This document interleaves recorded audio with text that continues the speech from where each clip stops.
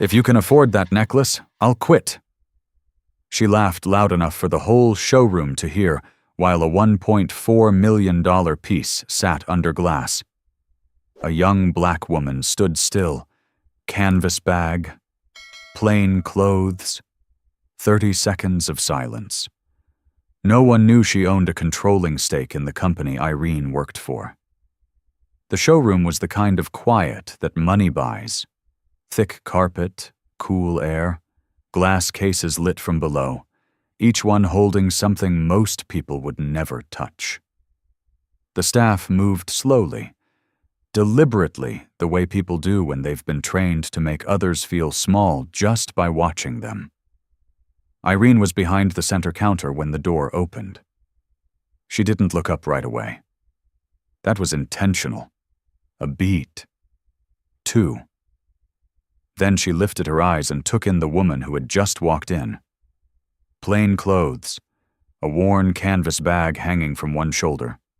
No jewelry, no visible markers of the kind of worth this room was built to recognize. Irene's expression didn't change, but something behind her eyes did.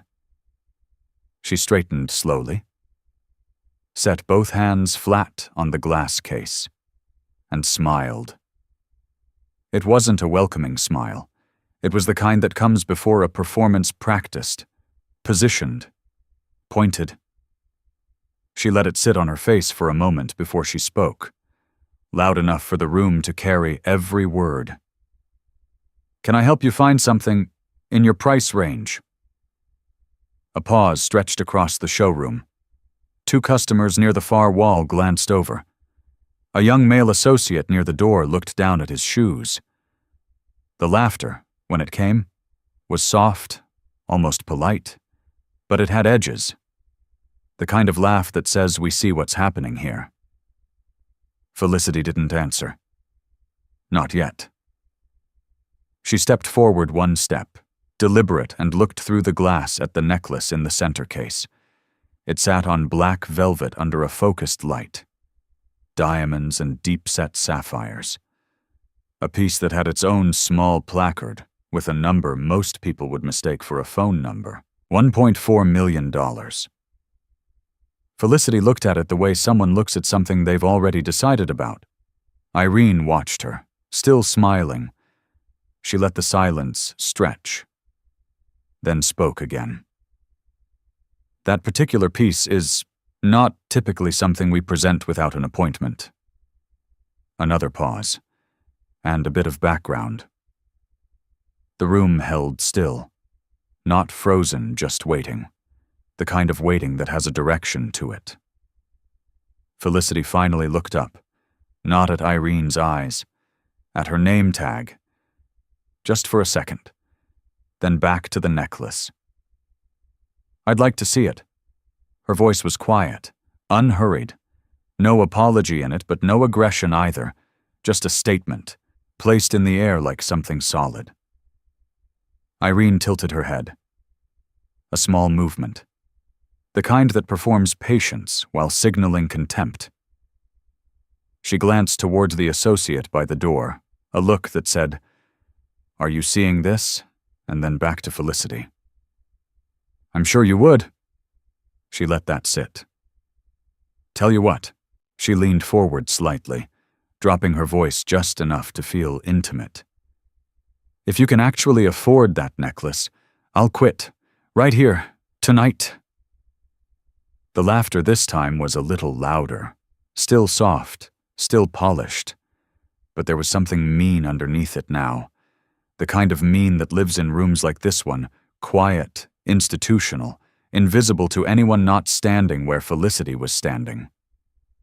Felicity didn't smile, didn't flinch, didn't look around to read the room. She just stood there, absorbing it, the laughter, the words, the performance Irene had constructed around her with a stillness that didn't feel like defeat. It felt like patience, the kind that knows something the room doesn't.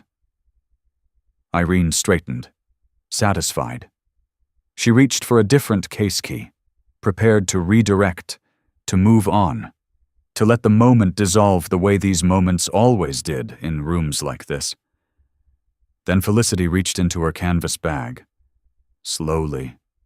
No drama. She pulled out her phone, looked at the screen briefly, and set it face down on the glass counter without a word. Irene stopped. She didn't know why. There was nothing remarkable about the gesture, just a phone, placed on glass. But something about the way Felicity did it, the steadiness of it, the absence of any need to explain made the air in the room shift in a way Irene couldn't name yet. She would spend the next 11 minutes trying to figure out what she had missed. The store had a system, not written anywhere, not posted on a wall or printed in a manual. But it existed the way all real systems do in behavior, in habit, in the 1,000 small decisions made before a customer ever walked through the door. Irene had built most of it herself. 15 years ago. She had come to this showroom as an associate. Young, eager, fast to learn. She had watched the senior staff and understood quickly that this job was not about jewelry. It was about reading people, sorting them, and doing it fast enough that no one ever felt sorted. She was good at it. Better than anyone else. And that skill had moved her up, year by year, until she was the one doing the training. The first lesson she taught every new hire was simple. Look at the shoes, not the brand, the condition.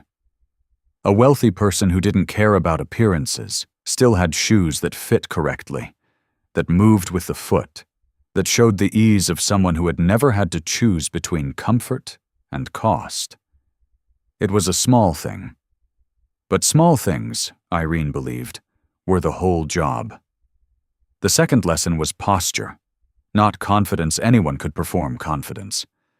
She taught them to look for something quieter, the way a person entered a room without checking whether anyone was watching, the way they paused in front of a case without bracing themselves for rejection. Wealthy people, real ones, didn't brace. They just looked, as if the world had always been arranged for their convenience. Because, for them, it had. The third lesson was hesitation. A person who hesitated at a price was a person who was calculating, and a person calculating was a person near their limit.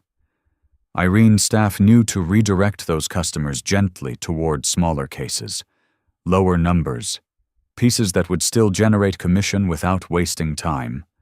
It was efficient, it was practiced, and in 15 years, Irene had rarely been wrong. Felicity had failed every marker. Wrong shoes flat, worn at the heel, functional without being considered. Wrong posture still, yes, but not the stillness of ease. Something else. Something Irene couldn't file correctly. And the hesitation, or what Irene had read as hesitation, had actually been something closer to assessment. Felicity had looked at the necklace the way someone looks at a thing they are deciding whether to keep or let go. Not whether to buy, whether to keep. Irene hadn't caught that distinction in the moment. She was catching it now. Slowly. In the silence, after Felicity had placed her phone on the counter. Behind the far wall, in a small office with a glass panel that looked out onto the showroom floor. The store's district coordinator sat reviewing the afternoon's numbers. His name was Gerald. He was 53. Precise. And had spent 20 years in luxury retail, learning how to make problems disappear before they became visible. He had watched the exchange between Irene and the woman at the center counter. He had seen the laughter. He had noted it, not with approval, not with disapproval, just noted it, the way a man notes weather. Then he had seen the phone placed on the counter, and he had leaned forward in his chair. Gerald had a particular sensitivity to moments that didn't resolve the way they were supposed to. He had seen enough of them to know that the shape of a situation could change without warning, and that by the time most people recognized the change, it was already past the point of management. He watched Irene now, watched her standing behind the counter, still performing composure, but with something stiff in her shoulders that hadn't been there before. He picked up his desk phone. Set it back down. Picked it up again. On the showroom floor, 2 of the junior associates had drifted slightly closer to the center counter. Not obviously, not intentionally, but pulled there the way people are pulled toward a thing they sense is about to shift. One of them was pretending to adjust a display. The other was looking at a tablet she wasn't reading. Felicity hadn't moved, hadn't checked her phone, hadn't looked toward the door or the other customers, or the associate pretending not to watch her. She was still looking at the necklace through the glass, calm, unhurried, completely contained inside whatever she was thinking. The system that had always worked was still running. All its parts were in place. But something had entered the room that the system had not been built to process. And the pressure of that quiet, invisible patient was beginning to build in every corner of the space at once. Irene had expected pushback. That was the normal shape of these moments. A raised voice, a defensive explanation. Sometimes tears quiet, embarrassed ones that confirmed everything she had already decided. Occasionally someone would demand a manager, and she would smile and say that she was the manager, and that would be the end of it. The script had variations, but it always ended the same way. The person left. The room returned to itself. The system held. Felicity wasn't following the script. She hadn't moved from the counter, hadn't raised her voice or lowered it, hadn't looked around the room to see who was watching, hadn't pulled her bag closer to her body the way people do when they feel exposed. She was just standing there, looking through the glass at the necklace, as if the last 90 seconds hadn't happened at all, as if Irene's words had passed through her and dissolved somewhere on the other side without leaving a mark. That stillness was doing something to the room. The 2 junior associates near the display case had stopped pretending to work.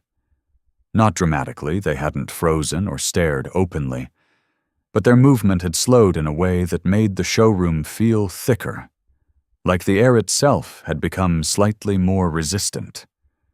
The customer near the far wall, a woman in her 60s who had been examining a bracelet, had set it down on the velvet tray and not picked it up again.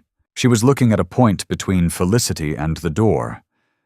Not at either one, the way people look when they're listening without wanting to appear to be listening. Irene held her smile. It was getting harder. She had trained herself over 15 years to read discomfort in other people to spot it before they knew they were showing it. She was less practiced at recognizing it in herself. But she could feel something now, low and quiet, in the space between her shoulder blades. Not quite anxiety, not quite doubt. Something more like the sensation of standing on a surface you've stood on 100 times and suddenly noticing, for the first time, that it might not be as solid as you assumed. She made a small decision. She would redirect professionally, the way a skilled person manages a situation that has outlived its usefulness. "If you'd like," she said. Her voice returned to its usual warmth. "I can show you some pieces in our secondary collection. Beautiful work, more accessible." Felicity looked up from the necklace. She didn't respond to the offer. She just looked at Irene directly, quietly for a moment that lasted slightly longer than was comfortable. Then she said, without any particular emphasis, "What's the return policy on the centerpiece?" The question landed in the room like something placed very carefully on a surface that couldn't hold much more weight. Irene blinked. Once. "I'm sorry. The necklace?" Felicity's eyes went back to the glass case. "If I purchased it and changed my mind within 30 days, what's the return policy?" It was not an aggressive question. There was no performance in it, no attempt to prove a point or reclaim dignity in front of an audience. It was asked the way someone asks about return policies. Practically. As if the answer genuinely mattered for a decision that was already in progress. Irene felt the room shift again. That same low, atmospheric movement she hadn't been able to name since Felicity had placed her phone on the counter. She glanced toward Gerald's office. The glass panel was dark. He had moved away from the window. She didn't know when. Our policy on pieces above 1 million is store credit within 14 days, Irene said. Her voice came out slightly more careful than she intended. With original documentation. Felicity nodded. Just once, as if filing the information away. Then she reached into her canvas bag again. Slowly. No urgency. She pulled out a small, worn leather card holder, the kind that closes with a single snap, and set it on the counter beside her phone. She didn't open it. She didn't explain it. She just set it there, the way someone sets down something they'll need in a moment, and turned her attention back to the necklace. The associate by the door had stopped moving entirely. The woman with the bracelet had taken a small step closer to the center of the room, though she probably couldn't have said why. Gerald had returned to the glass panel of his office. He was standing now, not sitting, both hands at his sides, watching. Irene looked at the card holder on the counter, small, leather, worn at the corners in a way that suggested age, not poverty, the particular worn look of something used daily by someone who had never needed to replace it. She didn't touch it. She didn't ask about it. But she stopped smiling. That was the moment, not the question about the return policy. Not the phone, not the stillness. The moment Irene stopped smiling was the moment the room understood, without anyone saying a word, that something had already changed. Whatever was being decided had moved past the point where Irene was the one deciding it. Felicity's hand rested lightly on the counter, 2 inches from the card holder. Patient. Completely, unnervingly patient. As if she had all the time in the world, as if time, in this room, was something she controlled. Felicity picked up her phone from the counter without looking at it. She unlocked it with one thumb, scrolled briefly, and pressed call. She didn't step away, didn't lower her voice, didn't turn toward the wall the way most people do when they want privacy in a public space. She just stood at the counter, phone to her ear, and waited. 1 ring. Then someone answered. "It's me," she said. A pause. "Pull the file on Hargrove Luxury Group, the full one." Another pause, shorter. "I'll be here for a while." She ended the call, set the phone back on the counter, looked at the necklace. That was all. Irene had heard every word. She had been standing close enough that not hearing would have required effort. She processed the sentence in the way she processed most things quickly, categorically, looking for where it fit. Pull the file. A file on what, on the store, Hargrove Luxury Group was the parent company had been for 11 years. Most customers didn't know the name. The showroom operated under its own brand, its own signage, its own carefully maintained identity. The parent company existed in documents, in boardrooms, in conversations that happened far above the showroom floor. Irene felt something move through her that she didn't immediately recognize as alarm. She turned toward the back of the store. Gerald's office light was on again.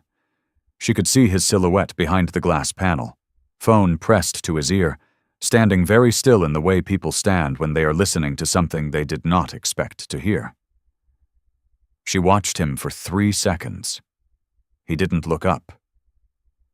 The junior associate nearest to Irene, a young woman named Priya, who had been with the store for 7 months, had gone very quiet beside her. Priya was 26 and perceptive in the way young people are when they haven't yet learned to ignore what they notice. She leaned slightly toward Irene, just slightly, and said in a voice low enough to be private, "Did she say Hargrove?" Irene didn't answer. That itself was an answer. The thing about the name was this: it wasn't secret. Anyone could find it with a basic search. The corporate structure of the company was public record filed, registered, available. But knowing a parent company's name and asking for its file were two different categories of thing. Customers didn't ask for files. Customers asked about prices, about settings, about whether a stone could be replaced. The word file belonged to a different kind of conversation entirely, the kind that happened in offices, the kind that involved people who had standing to ask. Felicity hadn't explained why she wanted the file, hadn't said who she was calling, hadn't offered any context that would allow the room to place her request inside a familiar shape. She had just asked for it plainly, directly the way a person asks for something they already know they're entitled to receive. Gerald appeared at the door of his office.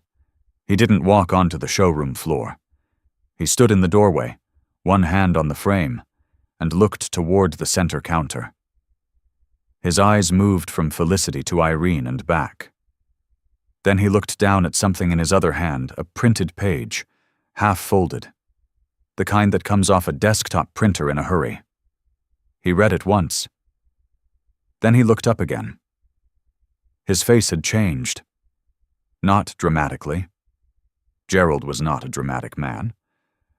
But the careful blankness he maintained on the showroom floor, the professional neutrality of someone paid to make problems invisible, had developed a crack in it.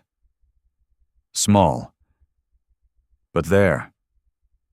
He took one step back into his office and closed the door. Priya watched him go. That's the third time he's printed something in the last 10 minutes. She said quietly. Not to Irene, not really to anyone, just a fact, released into the air. Irene straightened behind the counter. She was still performing composure, but the performance had become effortful in a way it hadn't been 20 minutes ago. She looked at Felicity at the phone on the counter, at the worn leather card holder beside it, at the woman herself, who had not moved, had not checked the time, had not shown any sign of impatience or discomfort or need.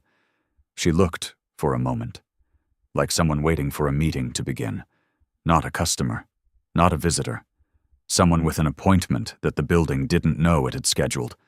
The showroom's ambient music low, instrumental, designed to suggest luxury without demanding attention, continued beneath everything. But it felt different now. Not calming, just noise that didn't belong to whatever was actually happening in the room. Irene picked up the counterphone. Put it down. Picked it up again. Dialed the back office extension. It rang 4 times before Gerald answered. When he did, he didn't say hello. He said, "I know. Don't do anything." The line went quiet. Irene held the receiver for a moment longer than necessary, then set it back in its cradle with a care that looked very much like the last controlled gesture of someone who was no longer certain what came next. The phone rang at 4:47 in the afternoon. Irene heard it from across the counter, the landline, the store's main line, the one that almost never rang during floor hours because everyone who needed to reach the store knew to use the direct extensions. She crossed to it without urgency, picked it up the way she had picked up phones for 15 years, professional, unhurried, in control of the next sentence before it began. "Hargrove Flagship, this is Irene." A pause on the other end. Not a long one, but long enough to be intentional. Then a voice she recognized immediately, not because she spoke to him often, but because she had heard him twice at company-wide addresses, and once on a recorded training video that all senior staff were required to watch annually. The voice of a man who chose words the way other people chose investments. Carefully, with an awareness of what each one would cost. Irene. Not a greeting. Just her name, placed in the air between them like a marker. "I need you to listen to me very carefully." She straightened without meaning to. Her free hand moved to the edge of the counter and rested there. "Of course. The woman currently in your showroom. A pause. Do not approach her again. Do not offer her anything. Do not speak to her unless she speaks to you first. Another pause, shorter. She owns a controlling stake in this company. The sound in the room didn't change. The ambient music continued. A customer near the side wall turned a bracelet over in her hand. Priya adjusted something on a shelf that didn't need adjusting. Everything moved the way it had been moving for the last hour. But Irene had gone completely still. "I'm sorry," she said. Her voice came out smaller than she intended. Not unprofessional. Just smaller. "Could you repeat, 'a controlling stake'?" he said again. No impatience in it. Just the flat, careful delivery of someone who understood that the sentence needed to land completely before anything else could happen. "She has held it for 4 years. She is not a customer. She is, in every legal and operational sense of the word, above this conversation." Irene's eyes moved across the showroom floor, slowly, involuntarily, to the woman at the center counter who had not moved, had not checked her phone, had not done anything in the last 11 minutes except stand in front of a necklace worth $1.4 million and wait with a patience that now, suddenly, had a shape to it. A reason, a weight that Irene was only beginning to understand she had been standing next to the entire time. "I see," Irene said. It was the only thing she could find. "Is there anything you'd like me to tell her?" she asked. The question came out automatically, from the part of her that was still running on professional reflex, still reaching for the familiar shape of a situation she knew how to manage. The pause that followed was the longest one yet. "No," he said. "There is nothing I'd like you to tell her." The line stayed open for one more second. She already knows everything she needs to know. The call ended. Not abruptly, he hadn't hung up in anger.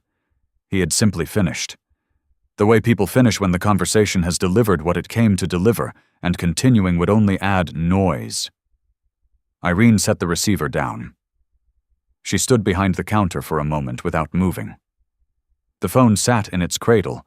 The showroom continued around her, the music, the light through the front glass, the careful choreography of a space designed to make certain people feel welcome and others feel the precise size of their limitations.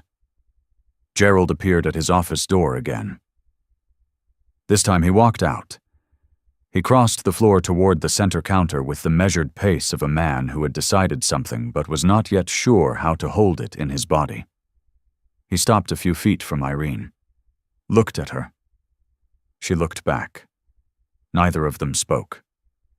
Felicity turned from the necklace and looked at both of them. Her expression hadn't changed. Her posture hadn't changed. The worn canvas bag still hung from her shoulder. The leather card holder still sat on the counter beside her phone. She looked at Irene the way someone looks at a door that has just, quietly, swung open without surprise, without satisfaction. Just acknowledgement. Just the simple recognition of a thing arriving at the time it was always going to arrive. "I'd like to see it out of the case," she said. No one in the room moved to stop her. Irene apologized first. That was the correct move, she knew it. Gerald knew it. The two associates watching from opposite ends of the floor knew it. An apology was not an admission. It was a tool, a way of reframing what had happened inside a shape the company could manage. She turned to Felicity with her hands open. Her voice returned to its warmest register, and she apologized with the particular fluency of someone who had been trained to make apologies sound like offerings rather than retreats. Felicity listened. Didn't interrupt, didn't accept or reject, just listened, the way someone listens when they are recording not for emotion, but for content. Irene finished. The room waited. Felicity looked at the necklace. now resting on a velvet tray on top of the counter where Priya had placed it with careful, slightly trembling hands 3 minutes earlier. She reached out and touched the edge of the setting one finger. Light then withdrew her hand.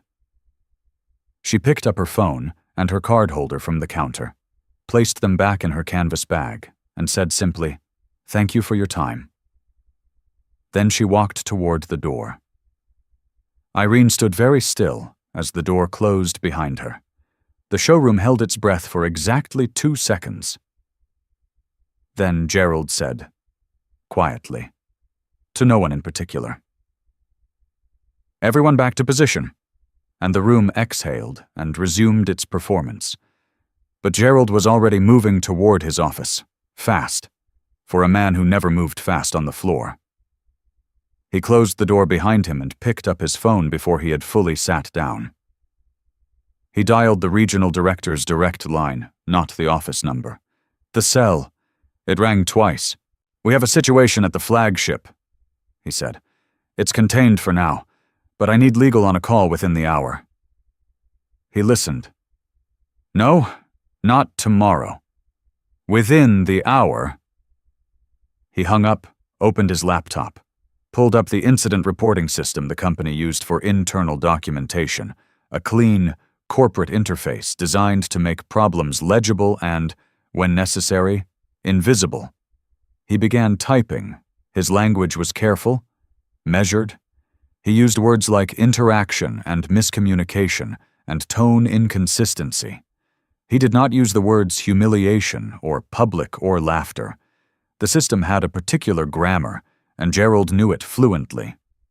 He filed the report, marked it internal review only. Then he opened a second window and began composing an email to the company's head of communications. Subject line, "Potential reputational matter discretion required." He wrote 4 sentences, deleted 2, rewrote 1, and sent it before he could reconsider. Then he sat back and looked at the ceiling for a moment. The problem, as Gerald understood it, was not what had happened. Problems happened. The problem was sequence the order in which the next several hours would unfold, and who would be allowed to shape that order.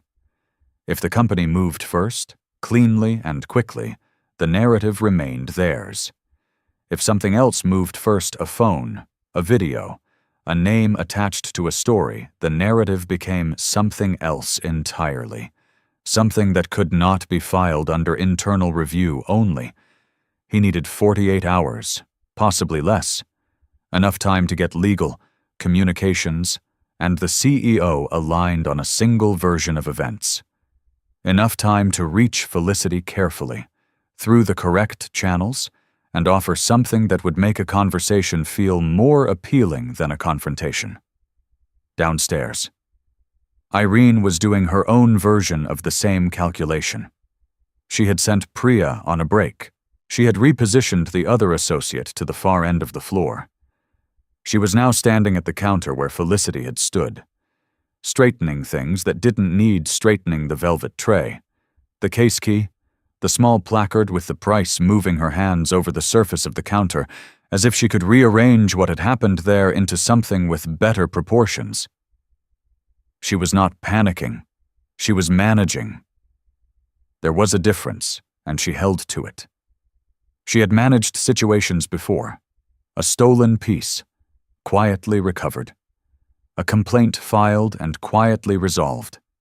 A staff member let go without paperwork that explained why. The company had structures for all of it, layers of process designed to absorb pressure before it reached the surface. She had operated inside those structures her entire career and trusted them the way she trusted the locks on the cases. They held. That was what they were built to do. She picked up her cell phone, pulled up a number she rarely used, a senior HR contact she had met twice at company events. A person whose job, as far as Irene understood it, was to make certain kinds of problems stop being problems. She typed a short message. Nothing specific. Just, "Can we talk today? Something came up that needs handling." She sent it, set the phone face down on the counter. Outside, through the front glass, the street continued in its ordinary way. People passing, traffic moving, the city doing what cities do, indifferent to the particular mechanics of what was unraveling inside one carefully lit room. Irene looked at the door. Felicity was gone, but the card holder had been sitting on that counter for 11 minutes. Long enough. And Irene, who had spent 15 years learning to read small details, was only now beginning to understand that the detail she had missed wasn't the card holder, or the phone call, or the name of the parent company spoken to a stranger on the other end of a line. The detail she had missed was that Felicity had never not once looked like someone who needed anything from this room, and that meant she had come here for a different reason entirely. The video was 43 seconds long. It had been filmed from the far left side of the showroom, a woman's phone, angled slightly downward, partially obscured by the sleeve of her coat. The framing was imperfect. The audio was soft but clear enough. You could hear the words. You could hear the laughter that followed, and you could see, in the right half of the frame, a young black woman standing at a glass counter, completely still, while the woman behind it spoke slowly enough to make sure every syllable carried. The woman who filmed it had not planned to post it. She had filmed it the way people film things they don't yet know what to do with, instinctively, quietly, because something in the room told her this was a moment that should not disappear without a witness. She sat with it for 3 hours after she got home. Then she posted it to her personal account with no caption, just the video, just the 43 seconds. By midnight, it had been viewed 200,000 times.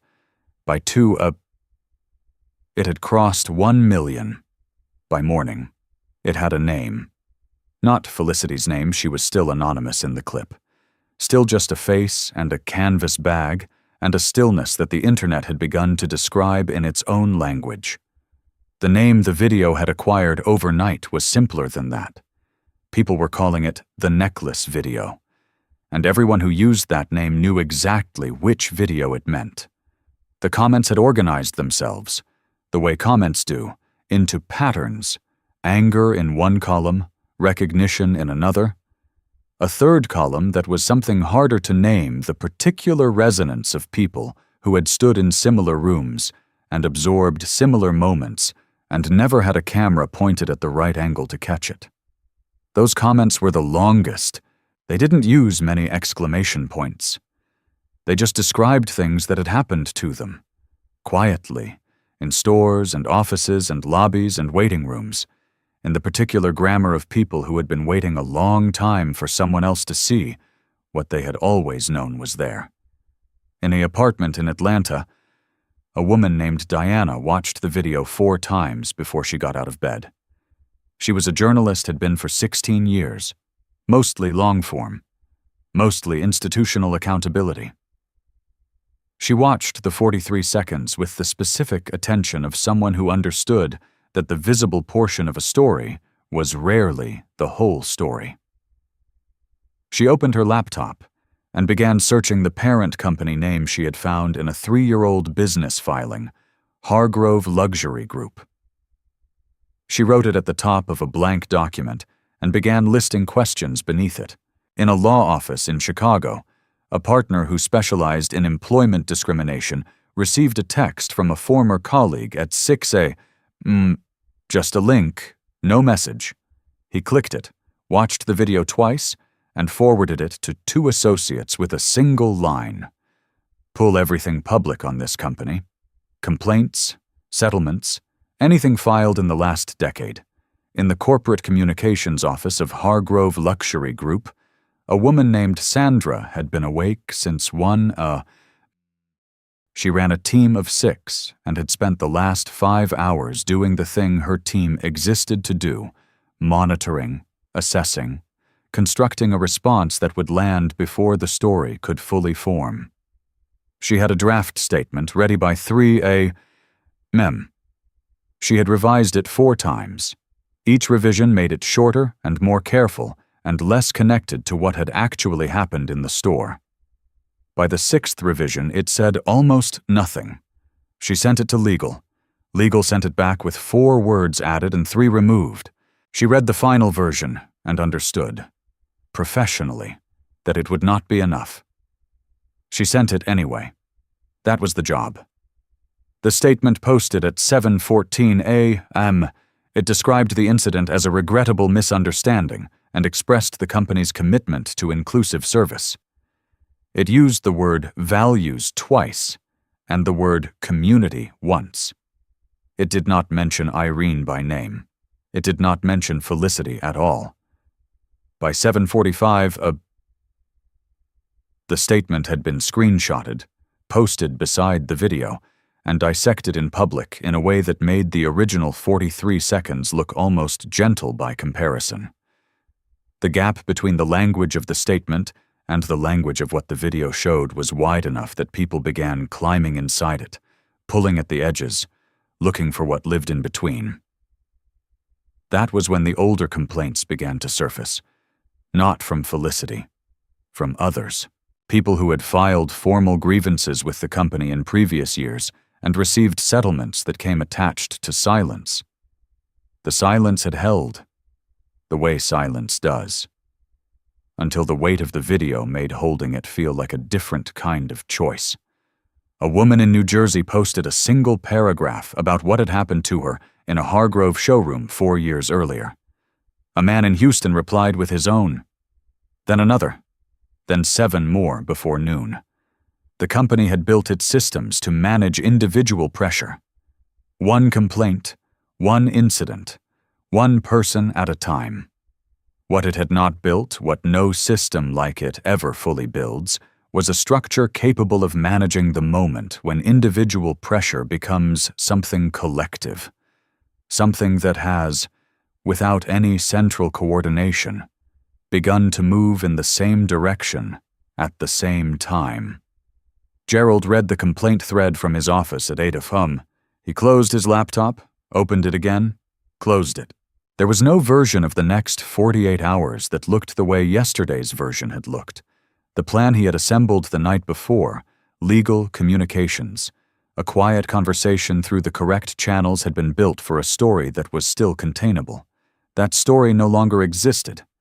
What existed now was something that had already moved past the point where the people inside the building got to decide what it meant. Diana had a system for this kind of work. She started with what was public filings, registrations, court records, anything attached to a name or a number that existed in a searchable database. She had learned early in her career that the most important information was rarely hidden.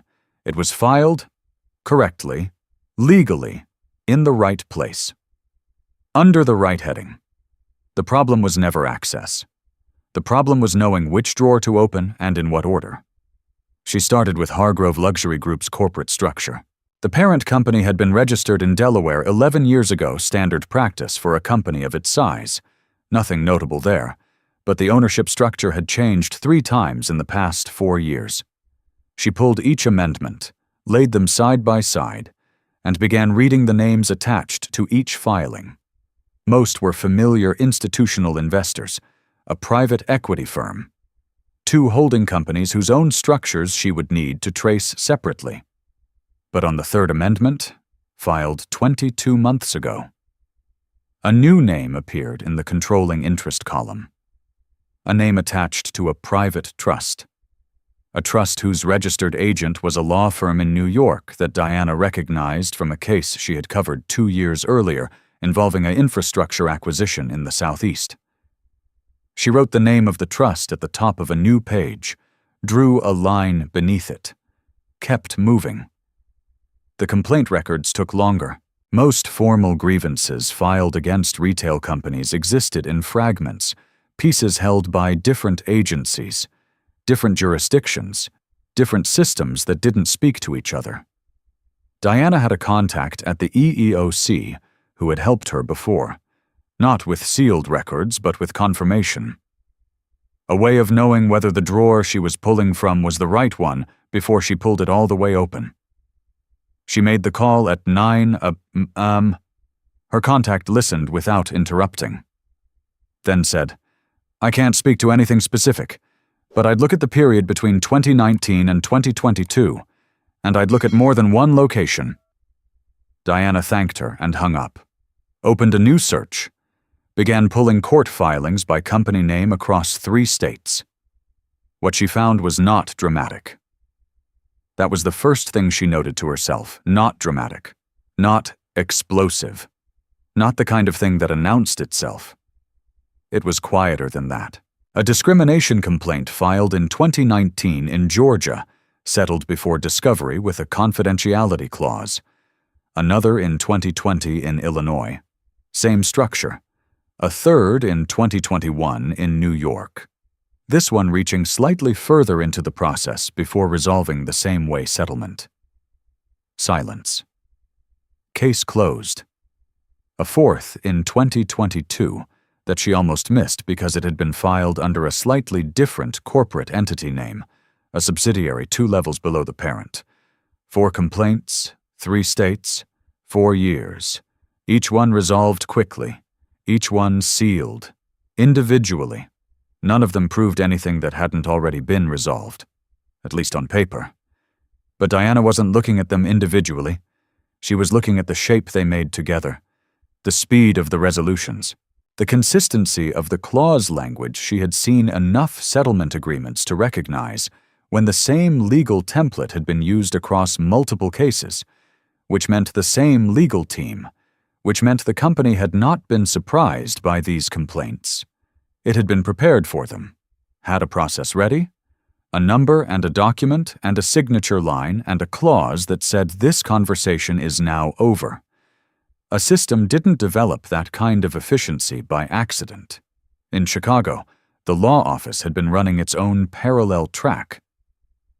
By midday, they had assembled a timeline not from sealed records but from public ones, cross-referenced with the complaint thread that had been growing online since morning. They were looking for patterns in the locations, the staff involved, the language used in the company's internal responses when those responses had been made part of any public filing. One name appeared in 3 of the 4 complaints, not as the subject of the complaint directly. As the supervising manager on duty at the time each incident occurred, the name was not Irene. It was someone above her.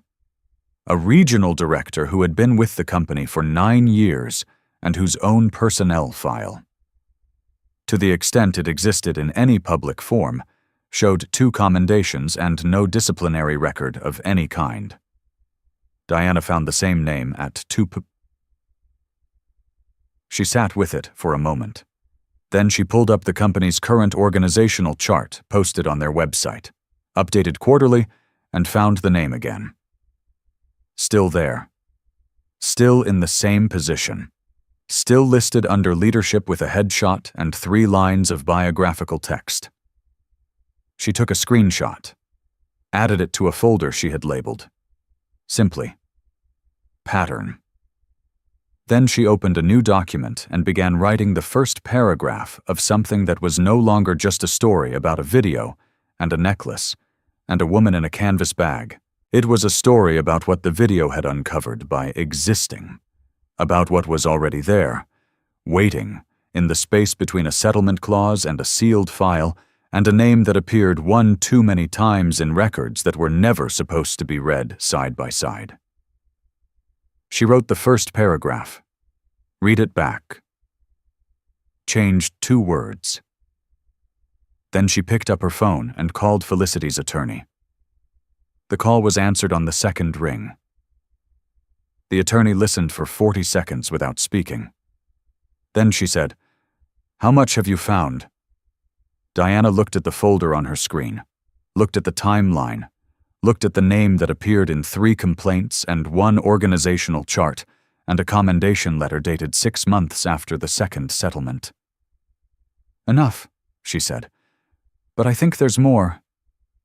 "There is," the attorney said. And for the first time since her voice carried something that wasn't careful, something that had been waiting. the way certain things wait, for someone to finally open the right drawer.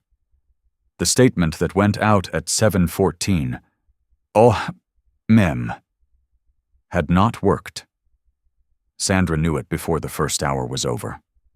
The gap between its language and the language of what people were watching in the video was too wide, and the internet had a particular appetite for that kind of gap. It fed on it, expanded it, turned it into a story about the statement itself, rather than allowing the statement to become the story. She had seen it happen before. She had hoped, professionally, that it wouldn't happen this time. It had happened this time. By 10,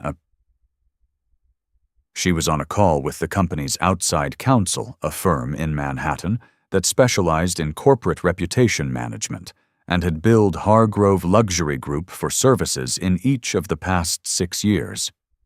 The lead partner's name was Whitmore. He was 61, deliberate, and had the particular calm of someone who had sat in enough rooms where things were falling apart to no longer be surprised by the falling. "We have 3 priorities," he said, without preamble. First, establish that the incident was isolated. Second, reframe the subject as a satisfied stakeholder. Third, create distance between the floor-level interaction and any suggestion of systemic practice. Sandra wrote the 3 points on a legal pad. The complaint thread, she began, is unverified. Whitmore said, unverified, unattributed, and legally inadmissible as evidence of anything. We treat it as noise until someone attaches a name and a filing to it. Until then, it doesn't exist in any framework that matters. The video exists. The video shows a regrettable interaction between a single employee and a customer. It does not show policy. It does not show instruction. It shows one person, on one afternoon, making a judgment that did not reflect company values. He paused. We lead with that. We lead with it consistently, and we do not deviate. The second call was internal. The CEO, the general counsel, Gerald, and 2 people from the board whose names Sandra had seen in email threads but never spoken to directly. It lasted 40 minutes. By the end of it, 3 decisions had been made. Irene would be placed on administrative leave, effective immediately, not terminated. Not disciplined in any formal sense, just removed from visibility while the situation resolved. The regional director, whose name had appeared in the older complaint files, would be contacted privately and advised to take no public action of any kind. And a letter would be drafted to Felicity's attorney, not aggressive, not apologetic, but carefully positioned in the space between the 2. An invitation to a conversation, framed as concern, built like a door that opened from only one side. The letter went out at noon. Felicity's attorney read it twice, set it on her desk, did not respond. By early afternoon, the pressure had shifted channels. A media consultant the company had retained began making calls to editors, not demands. Nothing that could be characterized as interference, just conversations. Context offered helpfully about the complexity of the situation, about the woman in the video being, in fact, a significant stakeholder in the company, which reframed the nature of the interaction considerably, about the complaint thread being composed of unverified accounts from anonymous sources, about the company's long record of community investment and inclusive hiring practices, which could be documented and provided if useful. 2 outlets softened their language in subsequent coverage. One ran a piece the following morning headlined, "Viral Necklace Video More Complicated Than It Appears." The piece quoted no named sources. It used the word stakeholder 4 times. Diana read the piece at 6 a.m. and recognized the shape of it immediately. She had seen this particular shape before the strategic introduction of complexity at the precise moment when a story was becoming simple enough to act on. Complexity was useful. It created hesitation. It made editors cautious and readers uncertain, and the space between what happened and what could be proven feel suddenly much wider than it had the day before. She called Felicity's attorney again. "They're working the press," she said. "I know," the attorney said. "We expected it. The piece this morning. We saw it." A pause. "It won't matter. Not after tomorrow." Diana waited. The attorney didn't elaborate. She had learned, in previous conversations, that this particular attorney elaborated only when elaboration served a purpose.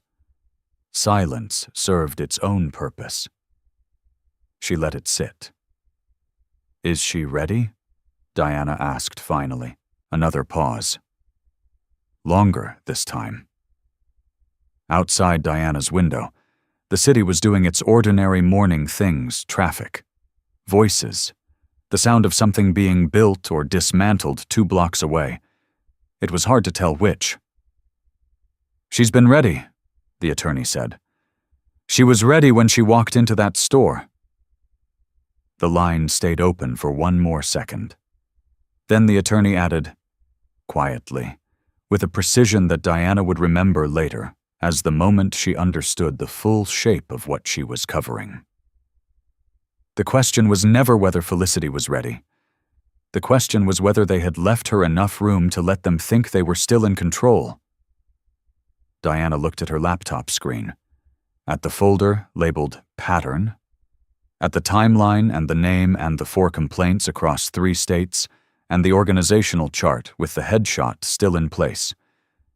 She closed the piece about complexity, opened her draft, put her hands on the keyboard. Tomorrow. Then, Felicity's attorney filed the documentation at 9 Mem. On a Thursday. Not with the press.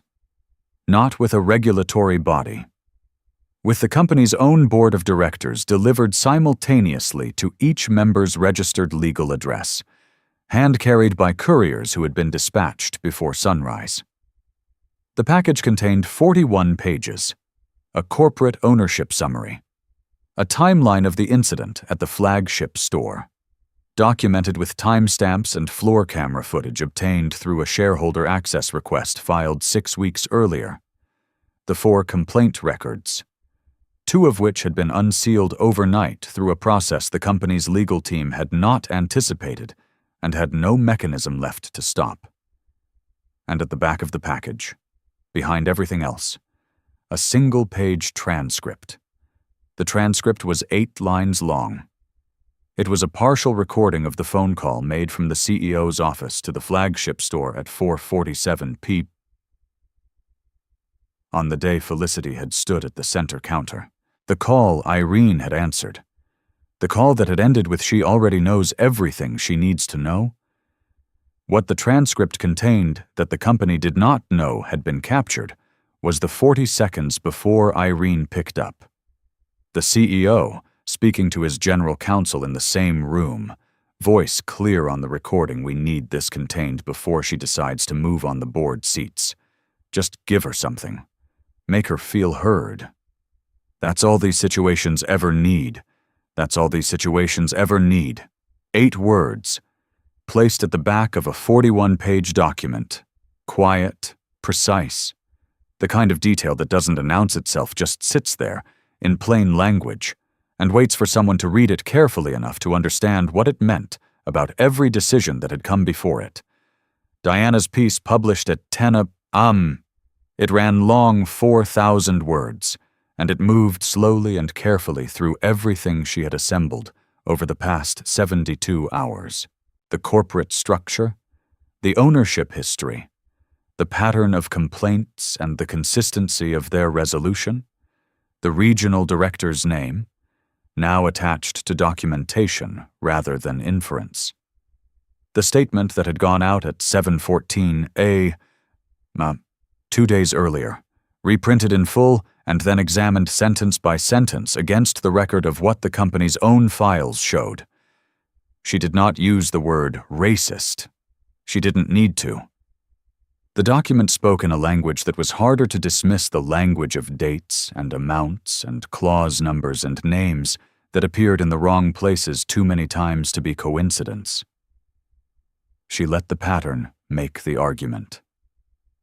That was the job. That had always been the job. By noon, the board had called an emergency session.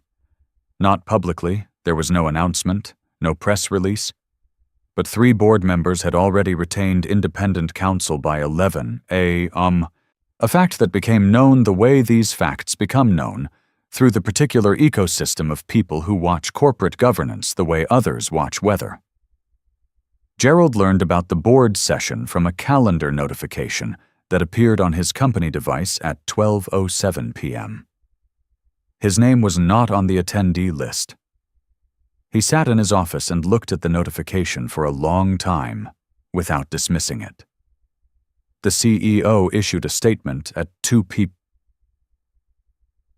It was different in tone from everything that had come before it, shorter, less constructed, with the particular flatness of language written under conditions that no longer allowed for careful positioning. It acknowledged the recording. It did not dispute the transcript. It described his words as a profound failure of judgment and expressed his intention to cooperate fully with the board's review. It did not mention Felicity by name. She had not asked him to. At 3, "Ma'am," Felicity walked into the building that housed Hargrove Luxury Group's corporate offices. She had been in this building before many times, over 4 years, in meetings and reviews and conversations that had shaped the company in ways most of its employees would never know. She took the elevator to the 14th floor. She was wearing the same plain clothes she had worn to the flagship store 3 days earlier. The same worn canvas bag. The boardroom was quiet when she entered. 7 people at a long table. Some she knew well. Some she was meeting for the first time. All of them watching her with the particular attention of people who understood. Now, the precise weight of what they were in the presence of. She sat down, set her bag on the floor beside her chair, set her phone on the table face down, the way she had set it on the glass counter of the showroom 3 days earlier. The same gesture, the same steadiness. But in this room, at this table, its meaning had completed itself. No one laughed. No one spoke at all. For a moment just sat in the specific silence of people who had spent 3 days trying to manage something that had never, from the beginning, been theirs to manage. Felicity looked at the board chair. He was 64, silver-haired, a man who had sat at the head of difficult tables for 30 years and prided himself on knowing how a room was going to end before it began. He didn't know how this one was going to end. She opened her bag, placed a single folder on the table, slid it, without explanation, toward the center. "I'd like to begin," she said. 3 weeks later, the necklace was removed from the center case. Not sold, not moved to another location, just taken off display and placed in a velvet box in the back inventory room, where it sat on a shelf between 2 pieces that had never found buyers. The placard that once held its price was gone. The light that had been angled to catch its setting still worked. It just lit an empty space now. Irene's name was removed from every internal roster within 10 days. Gerald submitted his resignation on a Tuesday and was gone by Thursday. The CEO's departure was announced as a mutual decision, effective immediately. With no severance language made public, the store reopened after internal review. Different staff, same carpet, same glass cases, same cool air. Some rooms change everything inside them and still look exactly the same. That's how you know the change was real. The full story, the filings, the settlements. The 41 pages was never covered completely in any single place. Some of it remains in documents that are technically public and practically invisible. This was one version of what happened, told by someone who believed the parts that couldn't be proven were still worth saying out loud.